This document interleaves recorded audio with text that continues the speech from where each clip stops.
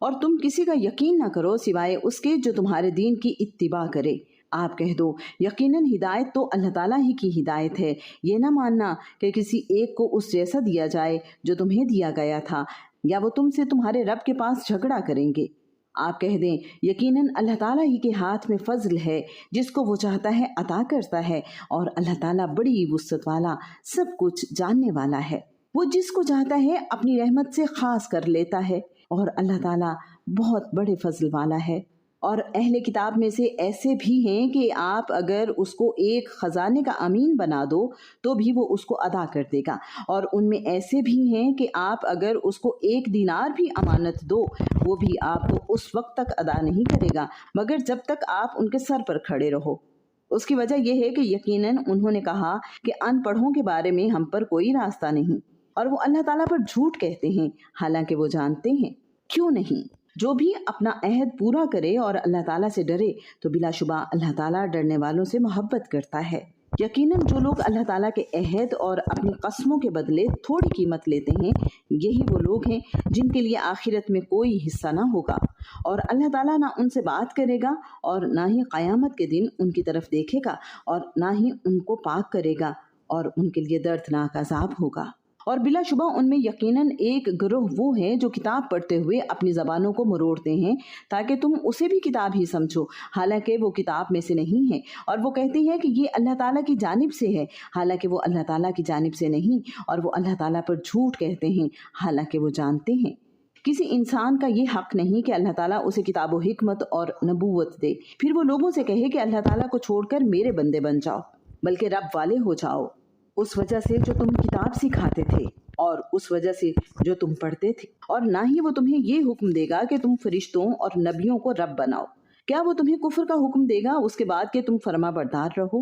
اور جب اللہ تعالیٰ نے نبیوں سے پختہ عہد لیا کہ یقیناً جو میں تمہیں کتاب اور حکمت میں سے عطا کروں گا، پھر تمہارے پاس ایک رسول آ جائے جو تصدیق کرنے والا ہو اس کے لیے جو تمہارے پاس ہے، تو لازماً تم اس پر ایمان لاؤ گے اور تم ضرور اس کی مدد کرو گے۔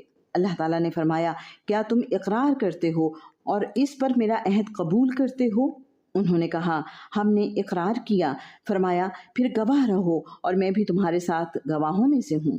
پھر اس کے بعد جس شخص نے منہ موڑا تو وہی لوگ نافرمان ہیں۔ کیا وہ اللہ تعالیٰ کے دین کے سوا کسی اور کو تلاش کرتے ہیں؟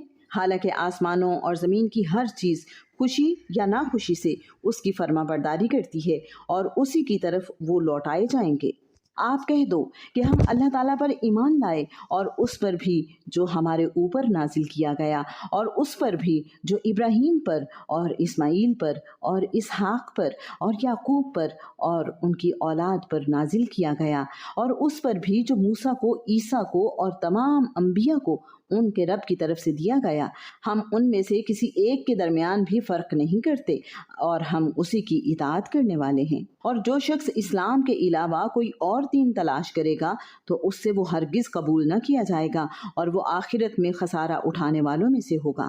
اور اللہ تعالیٰ ان لوگوں کو کیسے ہی ہدایت دے گا جنہوں نے ایمان لانے کے بعد کفر کیا، حالانکہ انہوں نے گواہی دی کہ یقیناً رسول سچا ہے اور ان کے پاس واضح دلیلیں بھی آ چکی تھیں، اور اللہ تعالیٰ ظالم لوگوں کو ہدایت نہیں دیتا۔ یہ لوگ، یہی سزا ہے ان کی کہ یقیناً ان پر اللہ تعالیٰ کی اور فرشتوں کی اور سارے انسانوں کی لعنت ہے، اس میں وہ ہمیشہ رہنے والے ہیں، ان سے عذاب ہلکا نہ کیا جائے گا اور نہ وہ مہلت دیے جائیں گے۔ مگر جن لوگوں نے اس کے بعد توبہ کی اور اپنی اصلاح کی تو بلا شبہ اللہ تعالیٰ بے حد بخشنے والا، نہایت رحم والا ہے۔ یقیناً جن لوگوں نے اپنے ایمان کے بعد کفر کیا پھر کفر میں بڑھتے ہی گئے، ان کی توبہ ہرگز قبول نہ کی جائے گی، اور وہی لوگ گمراہ ہیں۔ یقیناً جن لوگوں نے کفر کیا اور مر گئے اس حال میں کہ کافر تھے، تو ان میں سے کسی ایک سے زمین بھر سونا بھی ہرگز قبول نہ کیا جائے گا، اور اگرچہ وہ اس کو فدیے میں دے۔ یہی لوگ ہیں جن کے لیے دردناک عذاب ہے اور ان کے لیے کوئی مددگار نہ ہوگا۔ تم ہرگز پوری نیکی حاصل نہیں کرو گے یہاں تک تم ان چیزوں میں سے خرچ کرو جن سے تم محبت رکھتے ہو، اور جو بھی تم خرچ کرو گے اس کو یقیناً اللہ تعالیٰ پوری طرح جاننے والا ہے۔ تمام کھانے بنی اسرائیل کے لیے حلال تھے مگر جو اسرائیل یعنی یعقوب علیہ السلام نے اپنی جان پر حرام کر لیے تھے اس سے پہلے کہ تورات نازل کی جاتی۔ آپ کہہ دیں تورات لاؤ پھر تم اس کو پڑھو اگر تم سچے ہو۔ پھر جس نے اس کے بعد بھی اللہ تعالیٰ پر جھوٹ باندھا تو وہی لوگ ظالم ہیں۔ آپ کہہ دو کہ اللہ تعالیٰ نے سچ فرمایا ہے، چنانچہ ابراہیم کی ملت کی پیروی کرو جو یکسو تھا اور مشرکوں میں سے نہ تھا۔ یقیناً پہلا گھر جو لوگوں کے لیے بنایا گیا وہی ہے جو مکہ میں ہے، تمام جہانوں کے لیے بابرکت اور ہدایت ہے۔ اس میں واضح نشانیاں ہیں، مقام ابراہیم ہے، اور جو اس میں داخل ہوا وہ امن والا ہو گیا، اور اللہ تعالیٰ کے لیے لوگوں پر اس گھر کا حج فرض ہے جو اس کی طرف راستے کی استطاعت رکھتا ہو، اور جس نے کفر کیا تو یقیناً اللہ تعالیٰ تمام جہانوں سے بے نیاز ہے۔ آپ کہہ دیں کہ اے اہل کتاب، تم اللہ تعالیٰ کی آیات کا کفر کیوں کرتے ہو، حالانکہ جو تم عمل کرتے ہو اللہ تعالیٰ اس پر گواہ ہے۔ آپ کہہ دیں کہ اے اہل کتاب، تم کیوں اللہ تعالیٰ کی راہ سے روکتے ہو اس شخص کو جو ایمان لایا ہے؟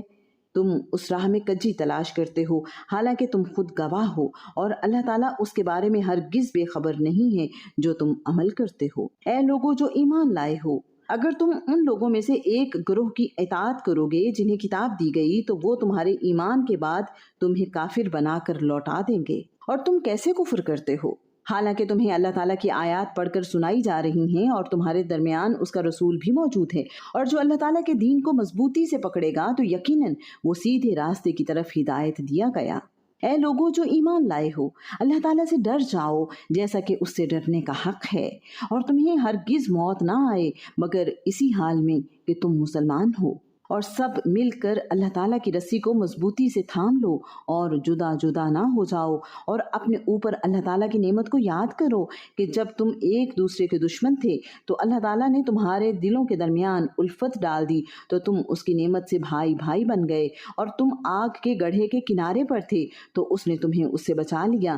اس طرح اللہ تعالیٰ اپنی نشانیاں تمہارے لیے کھول کر بیان کرتا ہے تاکہ تم ہدایت پا جاؤ، اور لازم ہے کہ تم میں سے ایک جماعت ہو جو نیکی کی طرف دعوت دیں اور بھلائی کا حکم دیں اور برائی سے روکیں، اور یہی لوگ فلاح پانے والے ہیں۔ اور تم ان لوگوں کی طرح نہ ہو جاؤ جو الگ الگ ہو گئے اور اپنے پاس واضح احکامات آنے کے بعد بھی اختلاف کیا، اور یہی لوگ ہیں جن کے لیے بہت بڑا عذاب ہوگا۔ جس دن کچھ چہرے روشن ہوں گے اور کچھ چہرے سیاہ ہوں گے، تو وہ لوگ جن کے چہرے سیاہ ہوں گے ان سے پوچھا جائے گا کہ کیا تم نے اپنے ایمان کے بعد کفر کیا؟ تو اب عذاب چکھو اس وجہ سے کہ تم کفر کیا کرتے تھے۔ اور جن کے چہرے سفید ہوں گے سو وہ اللہ تعالیٰ کی رحمت میں ہوں گے، وہ اس میں ہمیشہ رہنے والے ہیں۔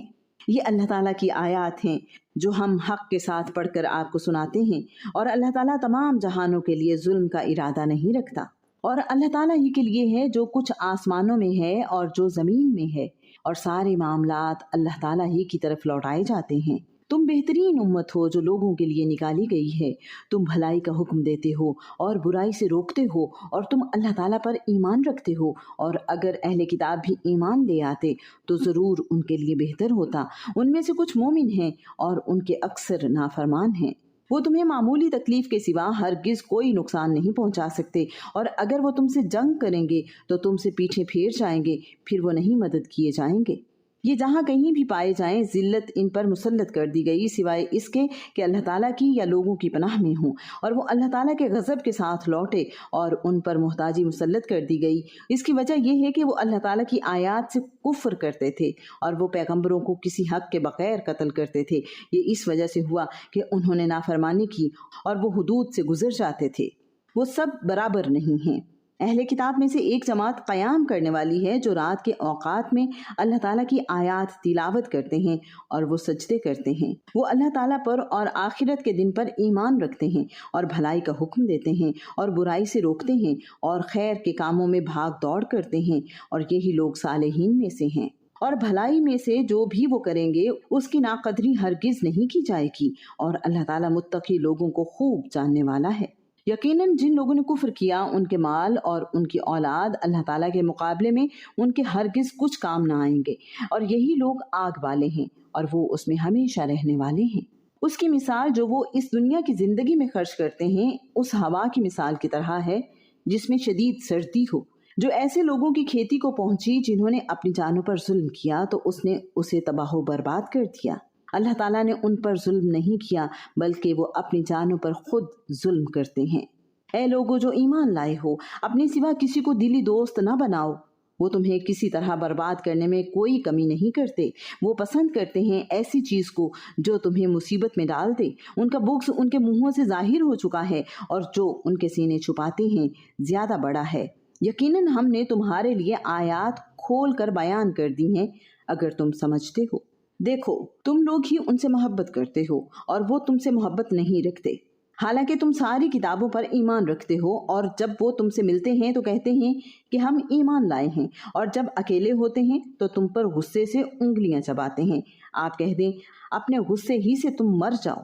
بلا شبہ اللہ تعالیٰ دلوں کی باتوں کو خوب جاننے والا ہے۔ اگر تمہیں کوئی بھلائی پہنچے تو انہیں بری لگتی ہے، اور اگر تمہیں کوئی مصیبت پہنچے تو وہ اس پر خوش ہوتے ہیں، اور اگر تم صبر کرو اور اللہ تعالیٰ سے ڈرو تو ان کی خفیہ تدبیر تمہیں کچھ بھی نقصان نہیں پہنچائے گی۔ یقیناً جو وہ عمل کرتے ہیں اللہ تعالیٰ اس کا احاطہ کرنے والا ہے۔ اور جب آپ صبح کے وقت اپنے گھر والوں سے نکل کر مومنوں کو جنگ کے مورچوں پر متعین کر رہے تھے، اور اللہ تعالیٰ سب کچھ سننے والا، سب کچھ جاننے والا ہے، جب تم میں سے دو جماعتیں ارادہ کر چکی تھیں کہ ہمت ہار جائیں، حالانکہ اللہ تعالیٰ ان دونوں کا مددگار تھا، بس لازم ہے کہ ایمان والے اللہ تعالیٰ ہی پر بھروسہ کریں۔